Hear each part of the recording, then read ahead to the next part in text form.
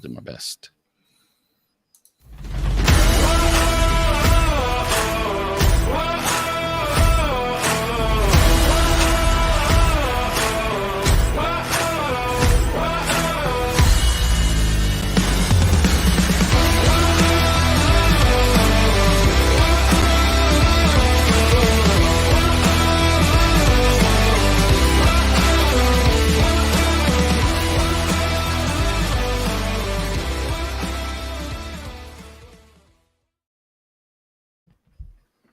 What's going on, everybody? Welcome to another episode of Fourth and Frames, the flagship fantasy football podcast here at fantasyandframes.com.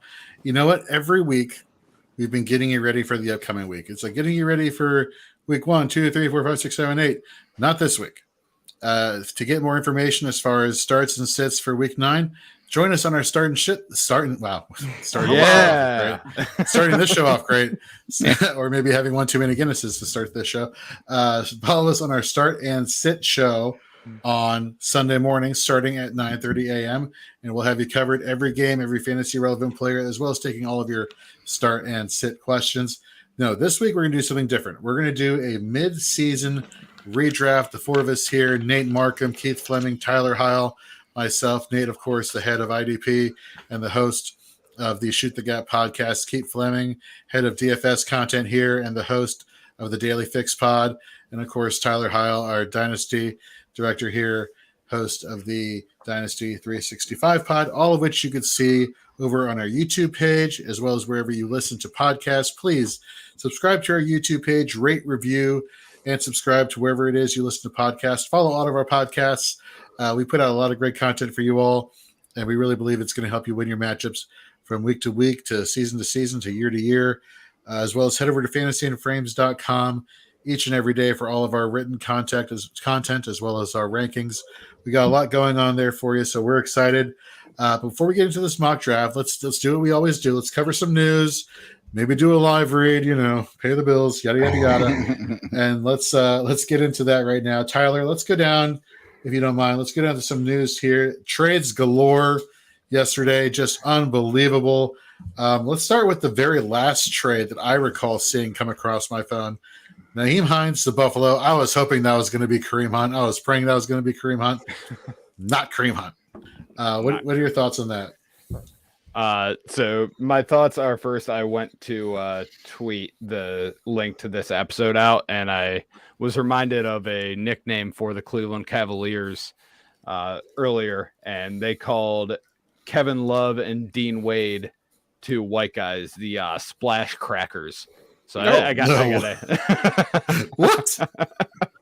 How does that even enter your head? I mean, I know like the demographic we're rocking on this show right now, but come on, please. This is a little ridiculous here. Come on, man. That's funny. Anyway.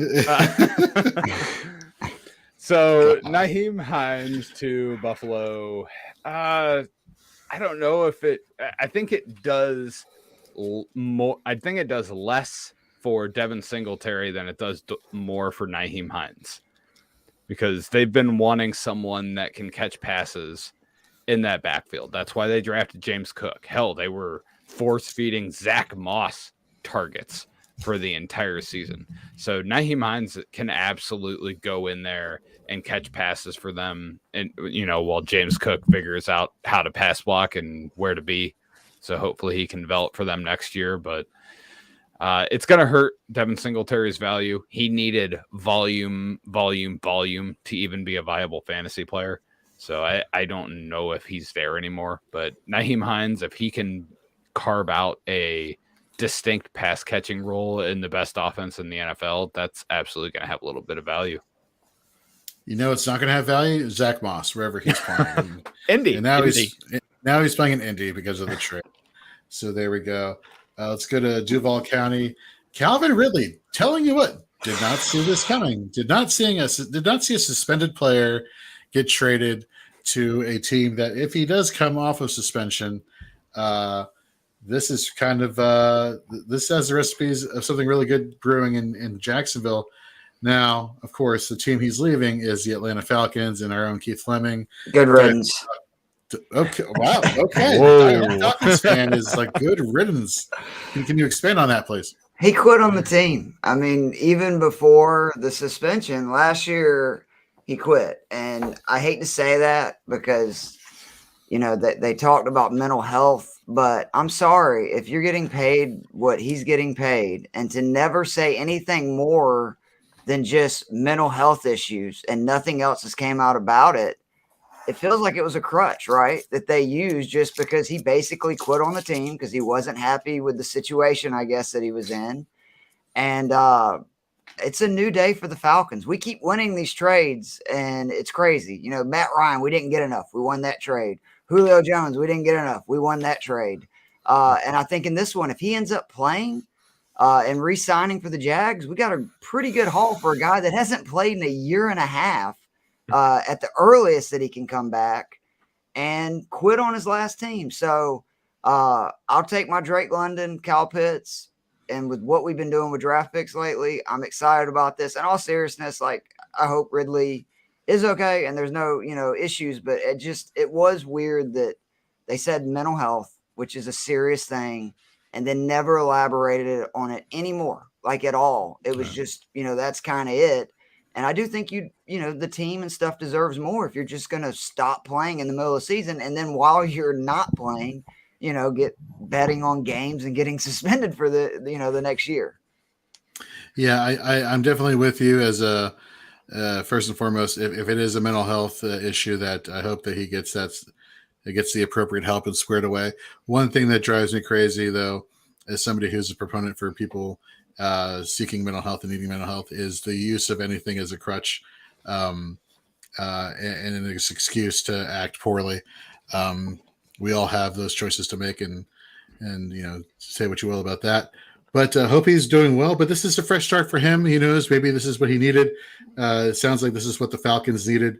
So congratulations to both of them. Jeff Wilson goes back to being Raheem Mostert's backup again, Nate in Miami, or you think it's something more than that? Nope. I think it's exactly that. I think that he knew that, they've had Raheem Mostert. They know durability is a concern. Jeff Wilson can jump in. Chase Edmonds obviously didn't mesh well. I think that week 5. I think that maybe it was 6. Edmonds had dropped both passes, one in the end zone, one going to the end zone. He went from being one of the best pass catchers. Well, I would say one of the best pass catchers. That's not fair. I would say he was one of the more dangerous. He was deemed a pass catching back. He had that ability, and then he's now shown that this year that he's got butterfingers. And I think that is absolutely, for a team that has aspirations of Super Bowl, if they could get him out and bring Jeff Wilson in, I think that it fits their mold, which is, I don't know if that's beneficial for him or Mostert. I think that, it's health driven. If Mostert can stay healthy, he's a solid RB2. I'm fine with him, but I trust him staying healthy as much as I trust you not saying shit show instead of start sit show 2 or 3 more times. Well, then Raheem Mostert's screwed, and Jeff Wilson's about to go to the moon because right. I can't make any promises there. Let's go back to you, Tyler. We talked about him just now, Chase Edmonds, but what about Mike Boone? And I say that seriously. What about Mike Boone as the pass catching back here for the Denver Broncos?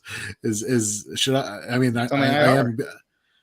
on the IR? Is that that's probably why they got him then? That would make a lot of sense. Okay, fair enough. Then let's skip that one embarrassingly. No, TJ Hawkinson to the Vikings, Tyler. We were debating this back and forth on Dynasty 365 last hour. What are your thoughts on this? For redraft purposes, I like this. I think Hawkinson is going to an offense where they are going to feature this tight end. They've wanted to for years. They've been wanting Irv Smith to be that guy for a long time.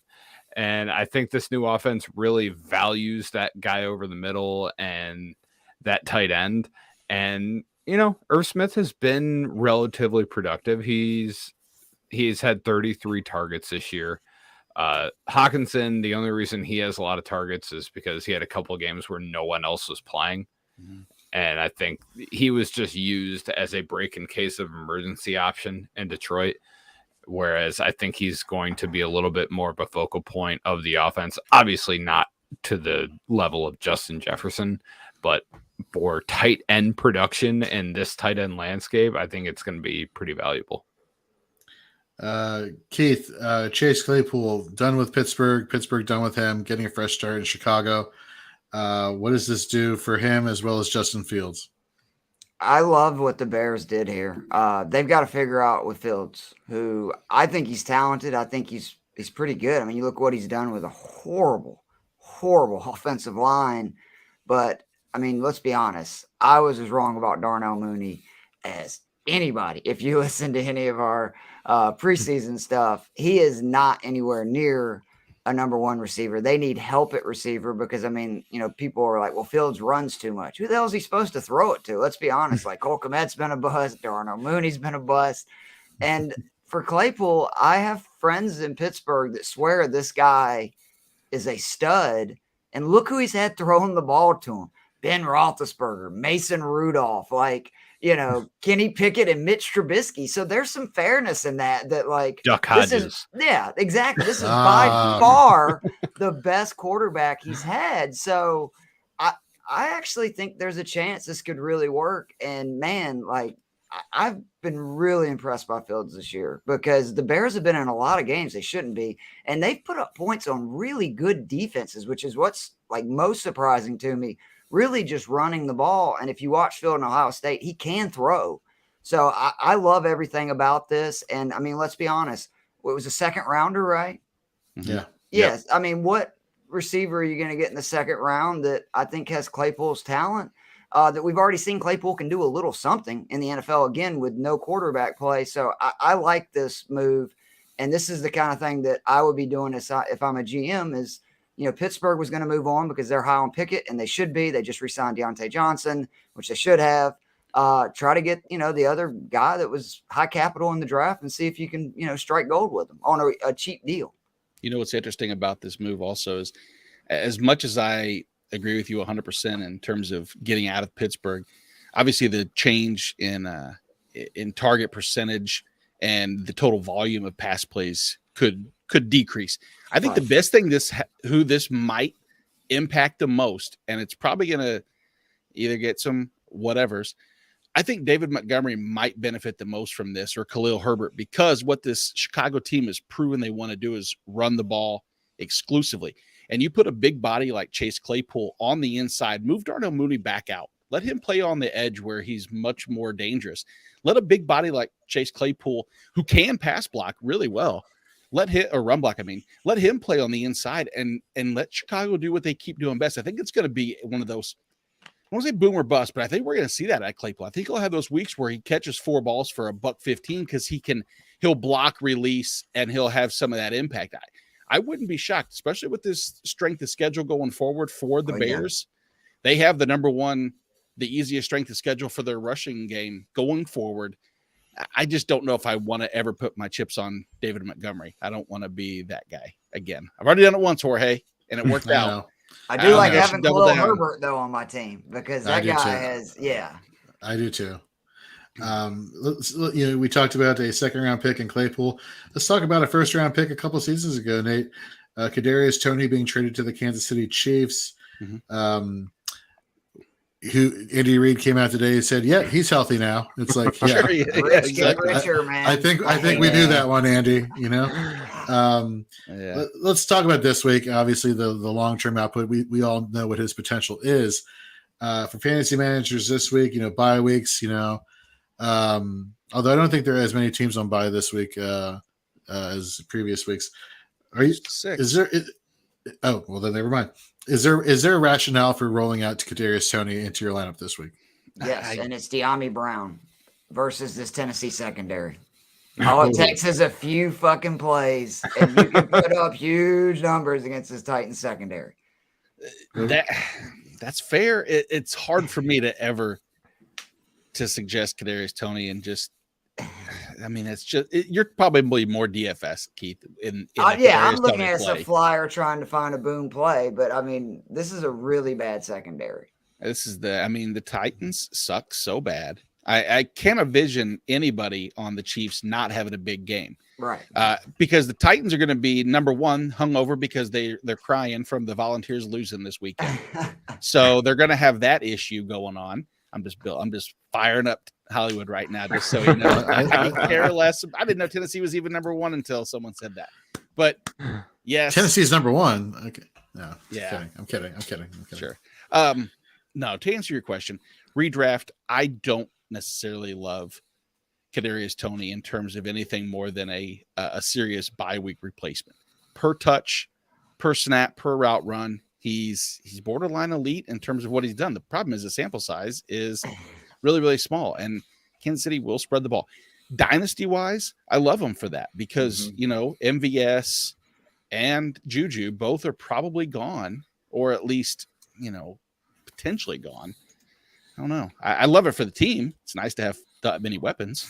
He could be the Tyreek Hill, like in a year or two for this. I know I don't want to get carried away, but I'm saying like the flashes he showed in those games in New York, he's like Tyreek Hill in the sense that when he gets the ball, whether in space or in a crowd, he's electric. So, right. I mean, I know there's a lot of things got to go right, but I mean, goodness gracious, it just with Mahomes, I'm like, God, the freaking rich get richer, This is my prediction. I predict that Kadarius Toney returns more kicks than he has targets for the rest of the season. No, I'm not talking about this season. I'm saying like moving forward. Oh yeah, no, that's totally fair. Well, let's round out the news here so we can get to the draft. James Robinson to the Jets didn't really do much this past week, but we'll see. We'll see if he is a product of volume or if he's somebody that could has that talent that we were all hoping that he was going to have. I think he's a calm down. Painting with this broad brush forever. Yeah. It's like no, Jorge, you're the James Robinson truther. Yes, yeah, fair enough. Irv Smith, as Tyler was alluding to, out 2 months. The Colts fire their offensive coordinator after losing in an epic fashion to the Washington Commanders. And then Jamar Chase out 4 to 6 weeks, not on IR. However, I had a coworker who sent me a text message earlier today, and he said, and let me bring up it was a trade question. Mm-hmm.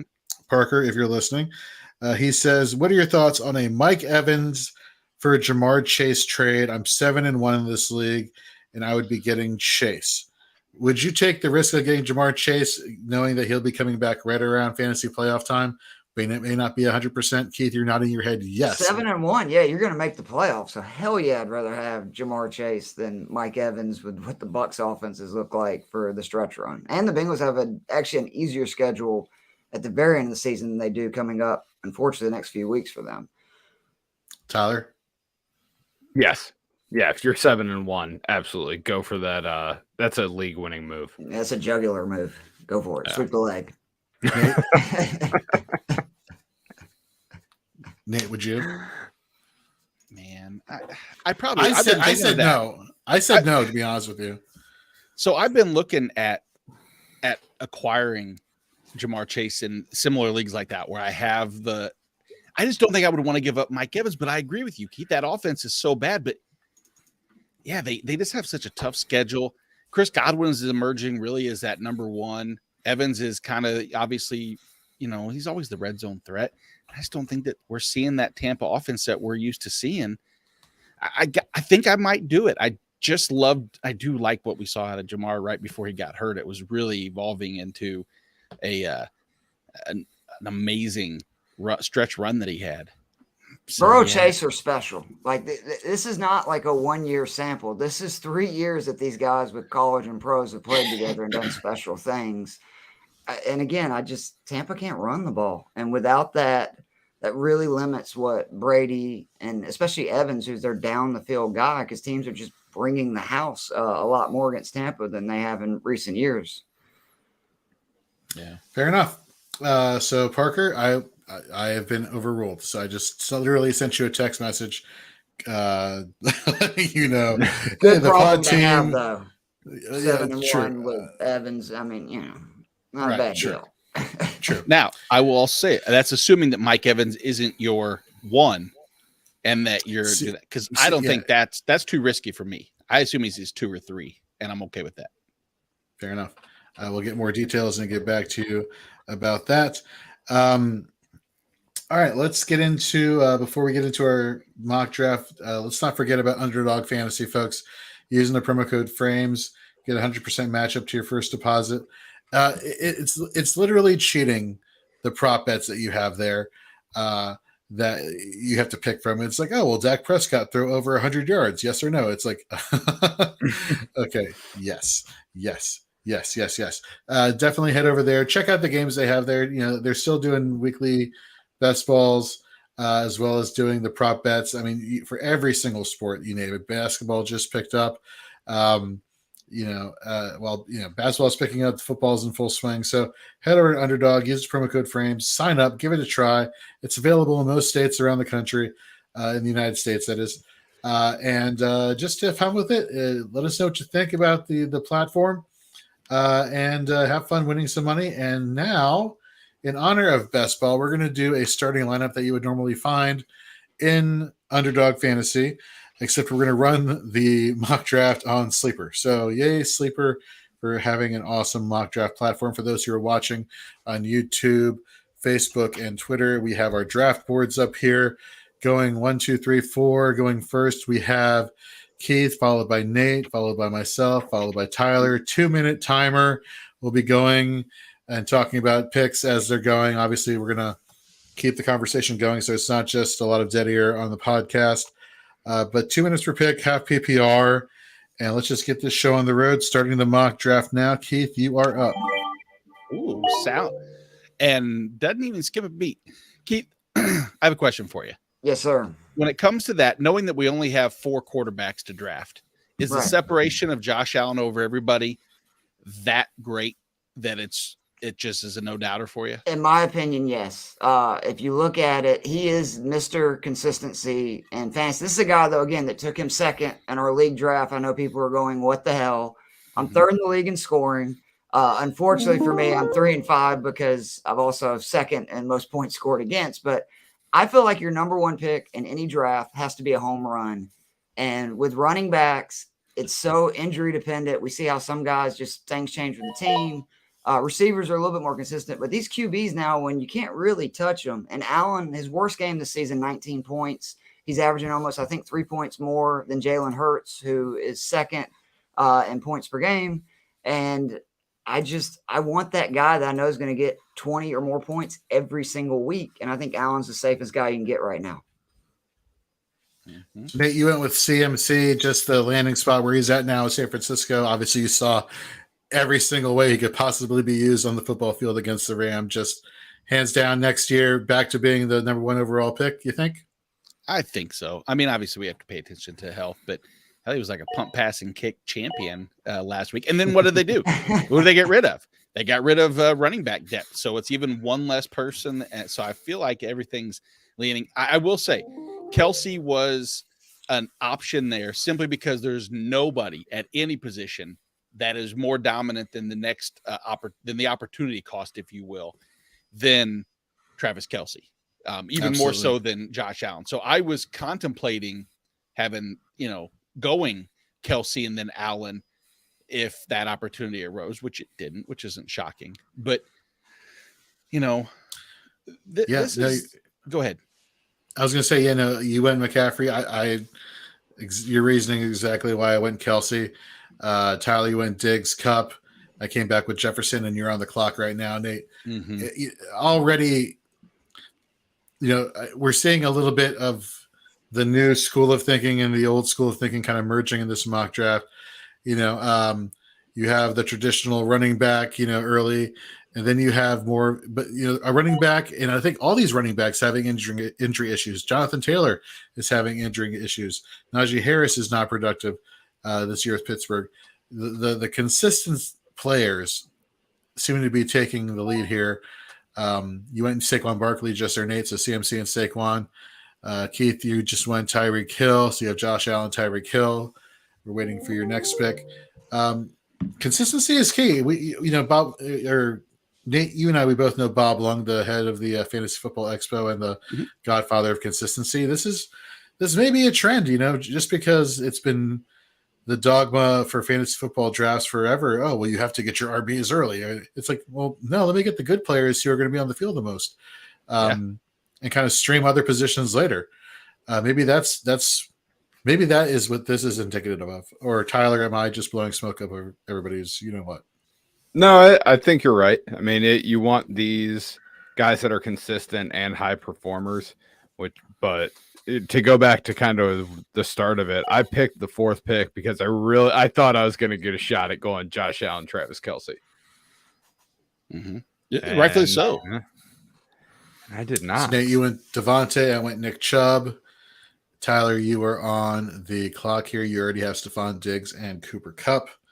Absolutely. Which, I mean, and that's kind of one of the things about like Tyler's plan of going potentially taking Allen or Kelce. Any of the ones in this situation are so just astronomically ahead of the next player up. It makes sense there. But he, hell, you start to worry, and I start to look at this and I go, man, Devontae Adams is my 1. And I'm like disappointed because I feel like it was a teardrop from Tyreek down all the way to Devontae Adams. And can we spend a second just talking about how good Tyreek Hill is? I was wrong. I'm really mad at myself. Me too. I thought there would be a little bit of a drop off. And he has literally, with whatever quarterback or corpse Miami has put back there, just balled out. Mm-hmm. I'm serious. Look at some of the QBs they started. They've started 3 QBs, and he's had a big game with all 3 of them. Like, you a bad man, Tyreek Hill, and I am sorry I did not load up on you this year when his draft capital was as low as it's ever been. Mm-hmm. I mean, look at these. These are his targets per game. 12, 13, 4, 14, 7, 15, 13, 14. 92 total targets through week 8. Now, I know he's going to have a bye coming up, but I mean, unbelievable. And again, I was just like you, man. I was so wrong. I thought that it would be that chemistry with him and Mahomes that was going to be the backyard that him and Tua wouldn't have. Well, it kind of is. Tua's kind of like the kid that always has to play quarterback. No offense to Tua. I'm not trying to knock him or anything like that because we've seen both him and Waddle bail Tua out of a lot of bad throws. And he's made some really good throws too. Tua, I was way wrong on as well. He gets rid of the ball quick, which is important with those 2 guys, right? And what they're trying to do. Just get them the ball and let them do what they do.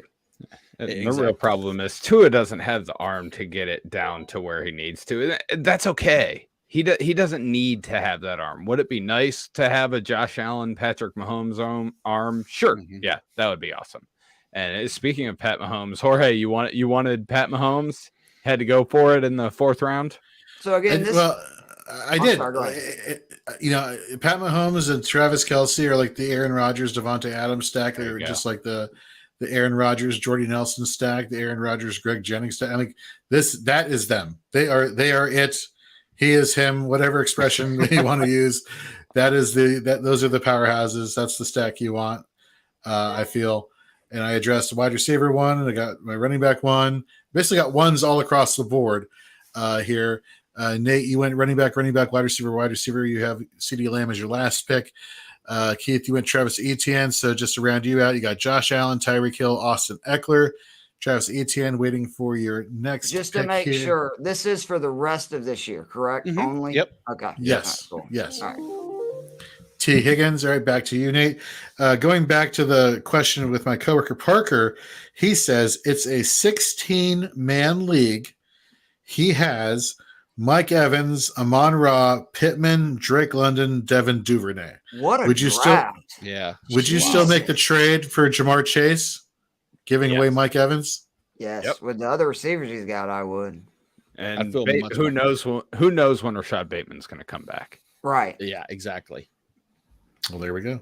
Which is ironic because that's the position that I'm sitting in right now. And I'm thinking, all right, I know. And again, the difference between any quarterback I take right now and the next one that would be available, because there's only one other quarterback that's going to be drafted, and that's Tyler's. I'm assuming we're not taking bench quarterbacks, are we? Or are we? How deep are we going? So if we're going to convert this into a best ball league where everything is locked, just for funsies to see who comes out on top at the end of the season, we don't have to touch it at all. Love it. You're going to want a backup quarterback. Considering I'm dead last in every best ball league I'm in, come on, give me a chance to redeem myself.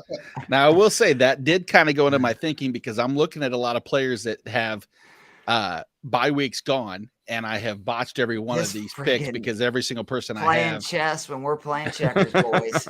Well, I wouldn't say all that, but You I do have it son all. of a bitch. I do have it all written down here as far as who has which bye week and whatnot. And So by son of a bitch, he means, hey, you took wanted Jalen Jalen Hurts. When How I dare wanted- you? I well, he wanted just to took stack. AJ Brown. Yeah, exactly. All right, let's see here.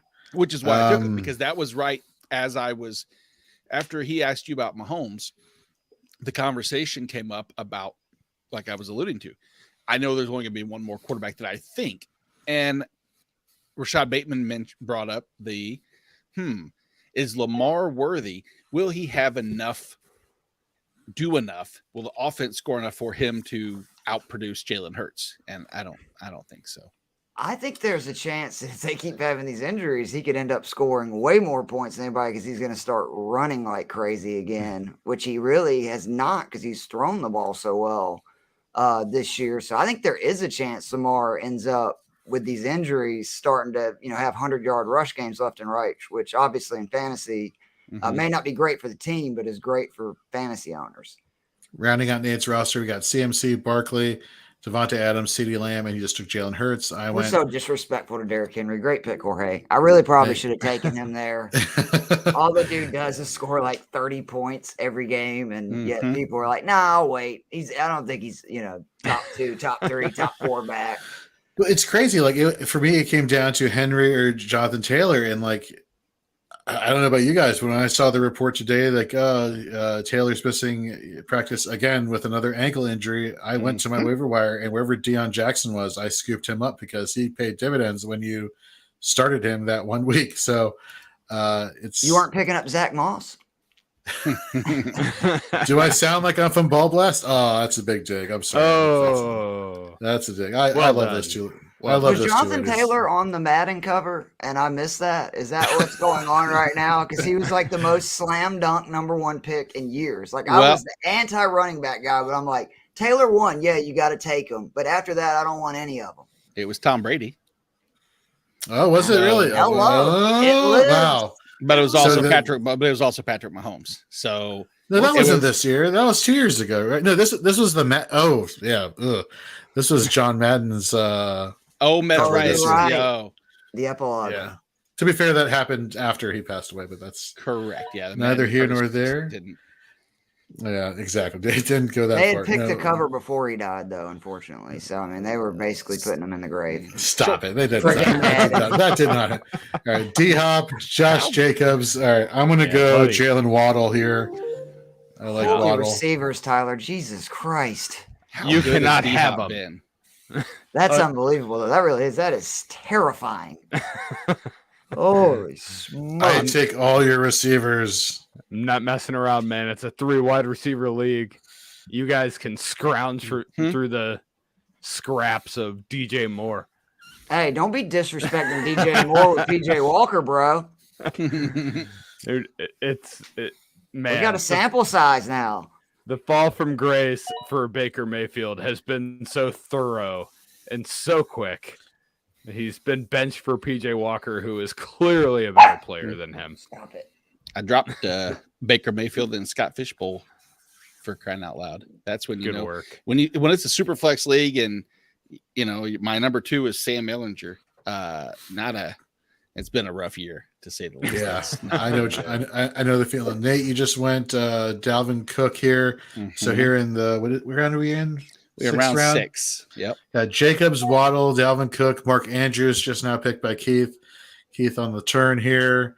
Who's he going to go after? Is he going to go after another quarterback? Is he going to go after another running back? I don't know. Oh, nobody. I know. It's amazing. We'll find out. It's amazing. It is amazing, Nate. You know what else is amazing? Folks staying on the YouTube channel watching Shoot the Gap next hour as we cover all IDP fantasy football. I'm going to toot my horn here. It's not often, which is kind of embarrassing, but I'm happy to say number 9 this week in IDP ranking, or should I say last week? So thank you. Feel pretty good about that. Love that. Keith, sorry, I know I'm overthinking something that I really shouldn't, but I can't help it. Debo, Going Deebo Samuel, Mark Andrews and Deebo Samuel back-to-back picks. Back to Nate, who just selected Dalvin Cook in the previous round. So I will say I'm between two receivers. I'm probably going to go with the one that, by the loss of Hawkinson, That was who I almost took. You have to think a 30% target share will come Amon-Ra St. Brown's way. I mean, I worry that obviously the offense as a whole without DeAndre Swift healthy might not be as prolific scoring wise, but man, that's too many targets not to be able to take as a 3. So Tyler, you mentioned a 3 receiver position here. Well, technically you could make it a 3 running back position here by using your flex as a running back. So I'm going to take another running back here and go Aaron Jones. Hello. So I got Chubb, Henry, Aaron Jones, and Waddle Jefferson with Kelsey. And Tyler has every single wide receiver one. Yep, all of them. All of them. And I'm just sweating bullets over here, figuring out if I can go another round without you guys taking Lamar to spite me. The answer is no. The answer is no, because he has Mark Andrews at the turn, so that's a solid stat. Yeah, that's true. Even if you're not going to, you're in my head, so I'm taking him. That's the way to do it. All right. Just want Lamar Jackson. All right. And you know what? I'm going to load up on running back here, and I'm going to go with my guy, Kenneth Walker. Very interesting. Nice. Yeah. Not the guy I would have taken, but I like it. Screw Joe Mixon. I think Joe Mixon sucks. It's not Mixon. Just there's a few, situations that I want to believe in that's going to turn around. I want to believe Joe Mixon is going to have that Alvin Kamara week and use that piggyback. And we've seen Twitter blowing up the last couple of days about the number of rushing attempts that Mixon has had within the 10 and how it's converted into, I believe, only 2 touchdowns, and how the touchdown regression fairies are going to come in and lift him up and carry him into the end zone. Damn you, Jorge. Okay. That was who I wanted. This is where it just starts to get, I'm not going to say blasphemous, but my God, we're at RB, 15? 8, 9, 10, 11, it's the year of the running back. In all seriousness, on DK, I am killing it playing running backs in my flex, which in a PPR is crazy. That's not even what I'm saying. They're killing it. What I'm saying is this name is the RB 13. Of course, referring to Jonathan Taylor finally goes off the board.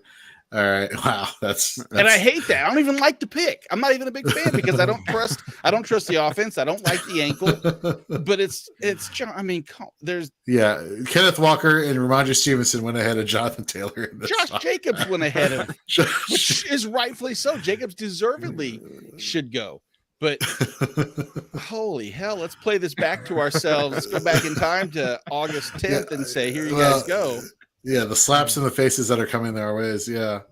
Well, I'm looking forward to seeing the end of season show, what we do here, end of year wrap show to see what happens here. All right, you went Keenan Allen.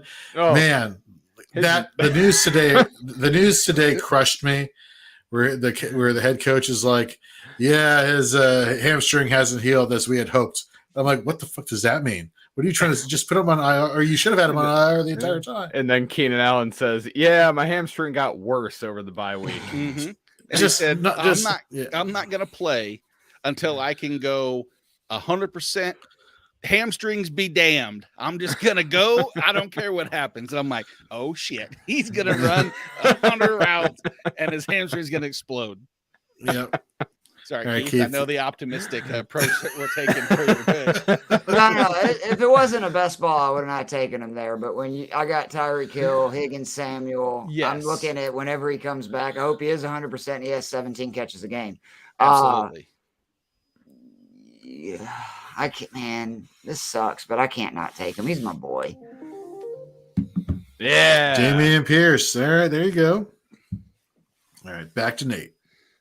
Nice thing is I was debating this 2 rounds ago between 2 players, and I still got the other receiver that I was looking at, which was Chris Godwin, who in the last couple weeks has shown me that he's A lot. Back to being Brady's guy, which again, that offense is kind of blah. But I think what has his targets been? Pretty certain if you look last week, he was fourth in targets. He had 11 last week, 13 the week, and 12 the week before that. So 36 targets over the last 3 weeks. I'll take that. I'll take that all day long. You know what I'm going to take, Nate? I'm going to take a good omen. I take that back. Not just a good omen, a fantastic hand of God touching you omen in a good way. And, as the lightning bolt is coming down to strike me down from above. Dan Snyder looking into selling the team. That's all I needed to hear. Back to back. All right. First of all, I have issues. Back, man. He's going to be on my DK list this week. I've called him Scary Terry. He wants. I have issues with what you just said. Okay, Scary Terry is Jason Terry from the NBA, from the Dallas Mavericks. He was a 3-point winner. There was nothing NBA scary about Jason Terry's game. Terry in the NBA finals, in the NBA finals against the Heat with LeBron James, he was Scary Terry. Okay, Terry McLaurin, like the car, is Terry F1 McLaurin. Yet when I see everywhere else people refer to him as Scary Terry, I'm like, stop it. His name is McLaurin. It sounds like a car. It goes with Formula One. Come on, people. Yeah, but I guess in fairness, it is a Formula One car that doesn't win, and neither does Washington. So, wow! Keith is just taking shots. I love it. That's great. That's wonderful. I love it. Tyler, Jorge, you're gonna have to get better at your rebuttals. Your rebuttal should have to Netflix for otherwise. I'd have no idea. I've never watched an F1 race in my life. You should always. You could have made up. I know. I didn't want to go for the long-hanging fruit here for the Atlanta Falcons. 28-3. Pretty much. Yeah. I mean, it's honestly that's the only thing you have to go back to do. Right. Tyler, how do you follow that up? We're dead inside, though. I mean, I tell people, Falcons fans. So we're dead inside. I've got no soul. So. I got killer wide receivers. I've got some good running backs. So being best ball, I want guys that are just randomly going to put up a 40-point week. So I'm going to go ahead and walk back everything I said about Joe Mixon and draft him here. Oh, I love it. And I'm going to take the handcuff of all handcuffs and a guy who's just going to put up 40-point weeks anyway, Gabe Davis. I thought you were going to say Taysom Hill. Gabe Davis is definitely. Oh my God! I have to take a tight end at some point. You don't have to. I mean, at this point, my list of every player and everything that I had written down was. You have 4 rounds to go, so it was like 13 to 14 deep at each position, except for tight end. It was 1 deep. I wrote Kelsey and then left everything else blank because it didn't matter. I went Jamar Chase, so I'm hoping he comes back later in the year and gives me that upside victory. There you go. I like your upside play. With one of my next 2 if he was there.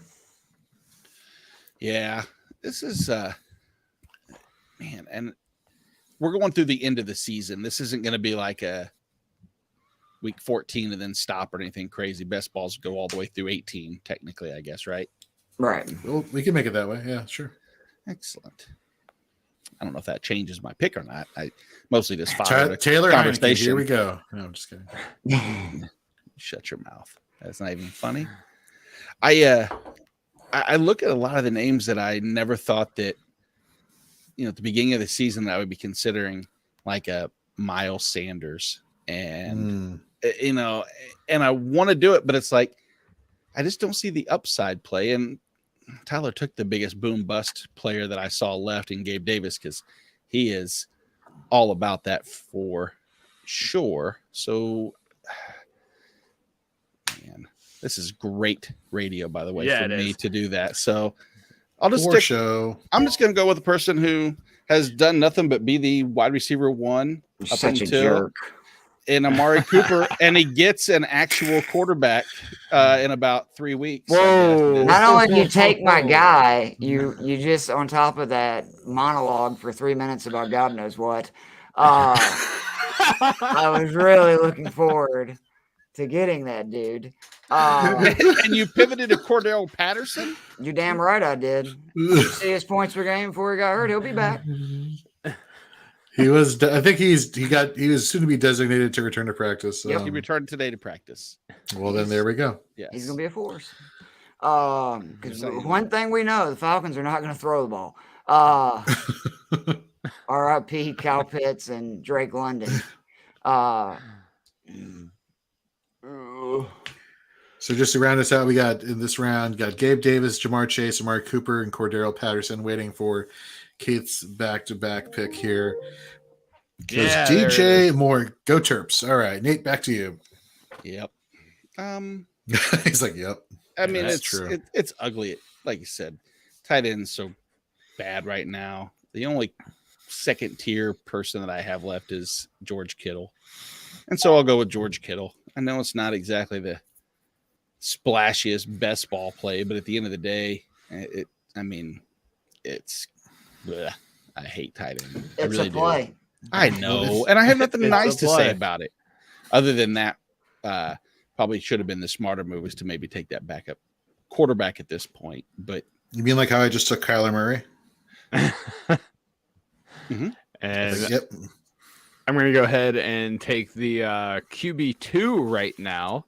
And since it seems that the Bengals can't really figure their offense out until halfway through the season when Zach Taylor finally cedes control to Joe Burrow and says, you know what? You go figure it out, Joe. I have no idea what the hell I'm doing. mm-hmm. So I'm going to take Joe Burrow, and then I'm going to go ahead and take my tight end here, which, you know what? I don't really know who I want it to be, but I'm going to go ahead and say Dallas Goedert's the guy. Not a bad guy. Not a bad guy. It's a tight end. It's not Kyle Pitts. It's a Which tight is end that's so- passed us by. I'm happy. That's actually a good thing. Good way to look at that because Kittle's not passed us by. So I have to take another one if I want to occupy this round or this week, which is kind of the shitty thing because I think I have about 5 people on a bye this week, which is what it is. But And I just went Zach Ertz because he's my tight end too. yeah, Yep, Yep, that's all I got for you. Yep. that's fair. Yep. Look, he's the number 2 receiving option on that team. So I mean, I'm gonna say 3. You think Rondale Rondale Moore is you're a believer in Rondale Moore? He's a big Robbie Anderson fan. I am. Oh no, you're a DJ Moore fan. I hate Robbie Anderson. I'm kidding. Oh, right. Sorry. Sarcasm eludes me after 2 Guinnesses in the evening. Sorry. Well, Mr. Monotone over here, I can understand why you don't understand that. I might need to change the tone in my voice every once in a while. All right, you went Dak Prescott. So get us through this round. We got Goddard, Ertz, Prescott, and here for your final 2 picks here, Keith. Who you rolling with? Yeah. And just Are- after are this you- show, remember we have Shoot the Gap, and of course tomorrow. Speaking of Keith Fleming here, who you can follow at Keith Fleming. Him and Joe Mads have the Daily Fix Pod over on our YouTube, Facebook, Twitter channels at 9 p.m. Eastern, getting you ready for Week 9. These guys have been on fire, getting you money left and right when you're playing their suggested players in your lineups. Low, medium, high tiered plays. Just fantastic work these guys are doing. So make sure you tune in tomorrow at 9 p.m. Eastern live on our YouTube channel, as well as check out their pod Friday. With a which will guest. be released with Friday. And who you got this week, Keith? This week is crap. That's bad. Yep. Sorry. we scheduled 3 in a week, and it unfortunately I have not done it good. Justin Brunin from SGPN. So really appreciate Justin coming on. We'll have Scott Simpson in a couple of weeks. Love Scott, great guy. Chris Robin coming up. We're really excited to have some really smart dudes on the show. And what's going to be really fun with how competitive I am is we're going to give our normal deal, and then they're going to pick between me and Joe's pick, or they can go, with their own, whatever they want to do. But I told Joe I will definitely be keeping up with that to a key. So Nice. And so you just went TJ Hawkinson and Mike Evans to round out your picks for this draft. Nate, you were on the clock for the final pick of this draft. take shots. No, not the final pick, right? Final pick of my draft. Final pick for you. Final viewer of you. Yeah, your final Keith, pick. Keith, yes. what happened? Were you scared to take the QB8 overall and Marcus Mariota? No, what it was is Josh Allen's had a bye, and I'll just roll with that dude the rest of the year and be cool with it, and rather load up at receiver and running back. I mean, I did take him number 1 overall. I'm mad that I didn't have the balls to take Dalton Schultz because I'm worried Andrews might not play this week, and he's on a bye. But I'm telling you, Schultz, for people who have not tried to get him, go try to get him. He's going to ball the rest of the year with Dak Prescott. I'm telling you. That's what I actually have queued up right now because Kittle's on a bye this week, and I'll have the CD Schultz and Dak stack.